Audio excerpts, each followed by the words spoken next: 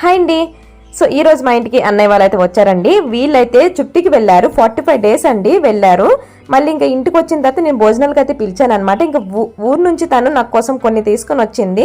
జొన్నలు అండి, ఆ పాప కొంచెం అవుతాయి అని చెప్తుంది అనమాట. ఇంకా పాప కోసం అయితే బ్యాంగిల్స్ తీసుకొని వచ్చింది, నువ్వుల లడ్డూలు కూడా తీసుకొని వచ్చి చూపించాను కదా. అండ్ వీళ్ళ కోసం నేనైతే రెసిపీస్ అయితే చేశానండి. వెజ్ బిర్యానీ చేశాను, ఎందుకంటే తను సండే నాన్ వెజ్ తినదు, తెలంగాణ అమ్మాయి. ఇంకా ఆమె కోసం పన్నీర్ కర్రీ అయితే సపరేట్ చేసేసాను, అన్నయ్య కోసం చికెన్ కర్రీ అయితే సపరేట్ చేశాను అనమాట. అండ్ సలాడ్ అయితే కంపల్సరీ ఉండాలండి. అండ్ ఈ పీసెస్ వచ్చేసి నా కొడుకు కోసం అండి, లెగ్ పీసెస్ సపరేట్గా మళ్ళీ నేను ఫ్రై చేశాను అనమాట, ఎందుకంటే వాడు అవే తింటాడు కాబట్టి. లెగ్ పీస్ అయితే నేను ఫ్రై చేస్తాను. అండ్ అప్పడాలు మనం చూసారు కదా, అవే మళ్ళీ ఇప్పుడు చేశాను అనమాట.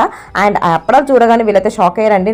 నువ్వే చేసావా అనేసి అంటున్నారు. నిజంగా నేనే చేశాను అనేసి చెప్పాను అనమాట. ఈసారి ట్రై చేద్దాం అనేసి అన్నారు.